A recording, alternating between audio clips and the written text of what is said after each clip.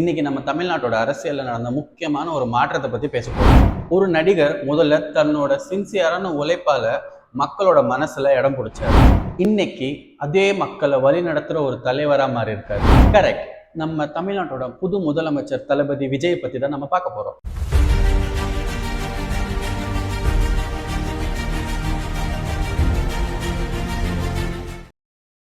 தளபதி விஜய்னு சொன்னாலே நம்ம எல்லாருக்கும் முதல்ல ஞாபகம் வர்றது அவர் நடிச்ச super hit movies, mass scenes, அதுக்கப்புறம் அவருக்கு இருக்கிற பெரிய மாஸ் ஃபேன் ஃபாலோவிங். ஆனால் அவரோட ஃபேன்ஸ் சினிமாவை தாண்டி அவருக்கு அரசியலையும் இவ்வளோ பெரிய சப்போர்ட் தருவாங்கன்னு யாருமே எதிர்பார்த்திருக்க மாட்டாங்க. பல வருஷங்களா தளபதி விஜய் தன்னோட படத்துல மட்டும் இல்லாம ரியல் லைஃப்லயும் சமூக பிரச்சனைகளுக்காக குரல் கொடுத்துட்டே வந்திருக்காரு.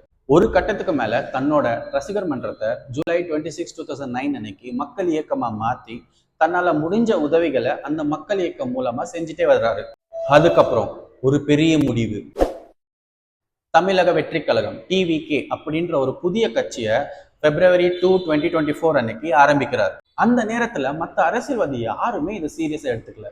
இவரெல்லாம் எலெக்ஷன்ல ஒரு சீட் வாங்குறதே சாதனைன்னு பல பேர் சொன்னாங்க. ஆனா இவர் எல்லாருமே அண்டர் எஸ்டிமேட் பண்ணி பெரிய தப்பு பண்ணிட்டாங்கன்னு 2026 எலெக்ஷன் ரிசல்ட் காட்டிருச்சு.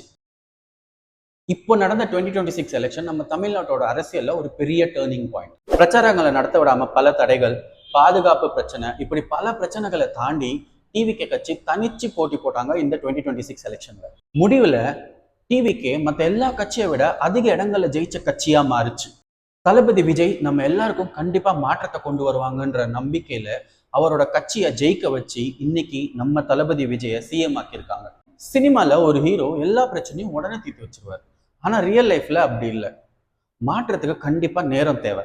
அதனால சிஎம் இன்னைக்கு என்ன பண்ணாரு, நேத்து என்ன பண்ணாரு, நாளைக்கு என்ன பண்ண போறாரு அப்படின்னு டெய்லி ரிசல்ட் எதிர்பார்க்காம அவருக்காக கொஞ்சம் கால அவகாசத்தை நம்ம கொடுப்போம். ஆனா ஒரு விஷயம் மட்டும் உறுதி, தமிழ்நாட்டோட பாலிடிக்ஸ் இனிமே பழைய மாதிரி இருக்காது. இந்த வீடியோ உங்களுக்கு பிடிச்சிருந்த வீடியோக்கு ஒரு லைக் போட்டு சேனலுக்கு ஒரு சப்ஸ்கிரைப் போட்டு அடுத்த வீடியோல வேற ஒரு இன்ட்ரெஸ்டிங்கான டாபிக்ல பார்க்கலாம். நன்றி, வணக்கம்.